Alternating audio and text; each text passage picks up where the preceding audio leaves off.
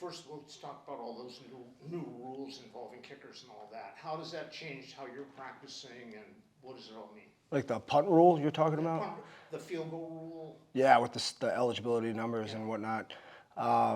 Yeah, I mean, the new punt rule obviously took us all by surprise when it happened.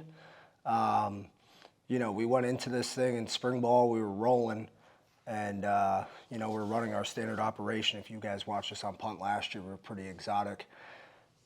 Came out with the rule halfway through spring ball. I know there's a lot of teams out there that found out towards the end of their spring ball, and really what the rule is they treat it like offense now, punt and field goal.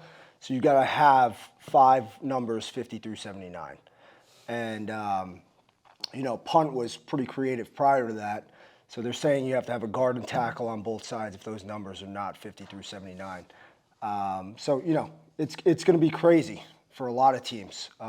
Resource-wise, if you want to run exotic punts, you got to switch your jerseys, throw them on, throw them off. If you watched LeVar Woods the other day, he went pretty viral about it in his post-practice press conference because he couldn't run his punt that he's been doing for the last however many years. So puts a lot of stress on a lot of people. So it's going to be interesting what, you know, punt and field goal is going to look like this year, especially field goal when it comes to muddle and the 2-point plays and whatnot. But, you know, it's whether you have to adjust or become accustomed to the rules. And, you know, if you get those 2x2 surfaces on punt, if you look at the stats, there's 150 block punts last year, and most of them came out of that look. So, you know, this might be the year of the most block punts or the most return yards because you're not going to have as many gunners as you'd like. So it's unfortunate that they did that. You know, when the voting came out, people called me, reached out to me, and asked me if I wanted the rule or didn't. And I obviously said I didn't want it. And, you know, I think it was 61-1 when the rule came out and people voting against it. So it's just unfortunate. And the field goal rule, you know, with the fair catch kick. Yeah. Just talk a little bit about what that's like and how that's going to help. Yeah. No. Have you been practicing that? Yeah, we haven't gotten it to yet. That's going to be like walkthroughs at nights. When we get more deeper into kickoff, we're really just doing drills and circuits now. But it's pretty rare occurrence. But, you know, if it happens, it happens. That one I'm kind of just whatever. You know, it's just another thing we have to practice and situation-wise. I'm not too concerned about that. You go with a guy like Keegan Andrews last year, big transfer from Texas A&M. You saw what he put out there, did a great job. Yep. To Edward Phillipson, what kind of expectations do you have for them? Do they shift? Do they change, or do they stay the same? Yeah, you know, it's always going to stay the same. You know, I've been fortunate every time I've had, you know, the role of special teams coordinator, I've had it All-American. So last year, obviously, being Keegan and Giovanni. The year before that, when I was at Dartmouth, it was Owens out for 2 years, and I had a kick returner who was an All-American as well. So, you know, Ed's doing a tremendous job. I mean, if you go through the numbers, we chart every punt throughout all the practices. He's averaging 50 yards right now on all of his punts, if you combine them all together. So the way he carries himself, the confidence that he has, I think the year behind Keegan helped him. Because the transition from Australia to America, it's tough, right? There's no long snappers in Australia. So catching a snap is actually something they need to get used to. But expectation-wise, it's through the roof. I think he can be a really good player in this conference. And now, after you found out that Keegan couldn't get that extra year of eligibility, was there ever a thought to go get a new punter, or was it always Edward Phillipson? Yeah, I mean, Ed, I felt great about Ed from the start. We did take another punter to have 2 on the roster. The timing of when we found out about Keegan, it was actually when the portal closed, so it wasn't even an opportunity to take a transfer. So we went and we took a younger guy, Michael Streeter, at an Australian kicking academy. Tim Gleason runs it. He's one of my good friends, so he does a great job over there. So we took another one, and you know he's doing a great job as well. You know, he's not too far behind Ed right now, but it's those things he's learning with catching the snaps, the operation time. We're working through that with him every day. What is it about Australian punters? They grow up kicking, you know, so if you ever get a chance, YouTube AFL. I usually do AFL big hits because it's pretty fun.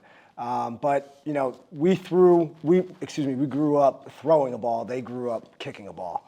So everything they do punting-wise is in the game they grew up playing. So they're pretty dang good at it. Have you changed the way you do things with the new punter, vis-a-vis compared to the old punter, or is it just all the same? Are they the same kind of punters and all that? Yeah, I mean, I think they have similar skill set. Keegan was a lefty and Ed's a righty. I mean, that's the biggest difference there. So, you know, just letting Ed do his thing, but he's got no problem kicking the ball to the left, kicking the ball to the right. Keegan did the same thing. I think versatility-wise, they're the same guy to me. We were talking about exotic looks earlier. We saw in a PAT attempt today, it looked like Logan was going to take shotgun snap. Yep. Everybody spread out and they kind of come back in. I guess you call it like a muddle huddle. Can Yep. you ask about kind of the methodology behind that, what that look is supposed to do? Yeah, so, you know, I mean, people are going to watch the tape. I do it every time on every PAT. If we get a certain look, you run a play. But the most stressful thing for a special teams coordinator and a defensive coach is muddle huddle, because you got to get lined up. So we do it every game. Anytime you score, you know, you go muddle, and the defense is going to feel down because they just got scored on. You come out in exotic look, force them to get set, get lined up, create some chaos. If not, you know, we shift it. But if it looks there, running it. For you, how much more comfortable do you feel with Derek at having a year under his belt? Obviously, you knew what his talent was last year, but until the lights come on, nobody really knows how they're going to do. Absolutely. I mean, I felt great about Derek last year. You know, I think he's one of the most talented kickers in the country, without a doubt. If the game's on the line, I want the ball with Derek on the field. You know, I feel great about him. The way that his body's changed and developed. He came in last year like he didn't have a whole lot of muscle on him, and you look at him now, he's leaned out, he looks great. His leg speed's increased, his ball speed is actually at or higher than the NFL average right now, so his distance is getting further, his accuracy's there, and honestly, his mental makeup is what separates him from everybody else. You know, whenever a ball's being kicked, he wants to be on the field. So I feel great about Derek. And you partner him with one of the best kicking recruits in the country. How has he taken Seamus McIntyre under his wing throughout this training camp? Yeah, I mean, you know, Derek's a great coach. You know, those guys really coach themselves. I pick up on things, what they do, but to be working with a guy like Derek who's so technical, who's so locked into his technique. You know, Seamus, when you come out of high school, the operation's usually not that good, and you can get away with some things. And you know, he looks up to him in the sense that he's going to go out, do everything right. He knows how to hone into his technique, and they do a great job together. You've talked numerous times since I've talked to you about the needing to be able to play special teams in the NFL, whether it be Matthew Slater, Brendan Schooler, Devin Hester.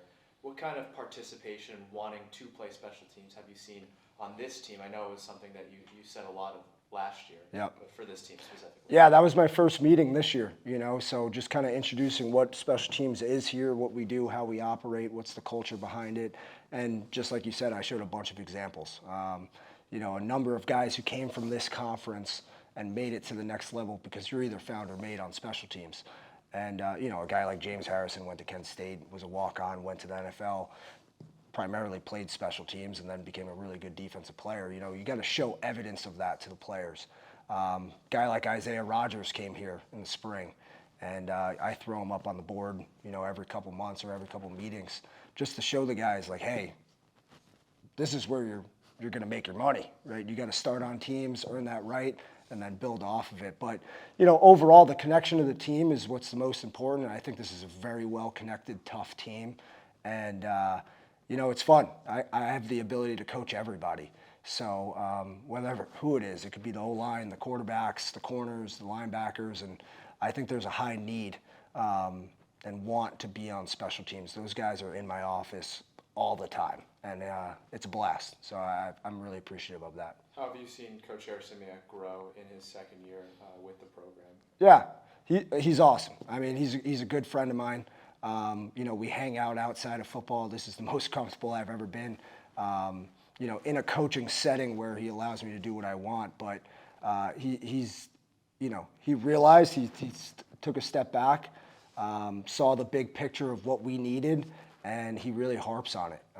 You know, if I could work for one guy for the rest of my life, it's him. He's done a tremendous job with the culture, evolving, how we practice, how we meet, everything we do in the facility, and it's just going to continue to go up.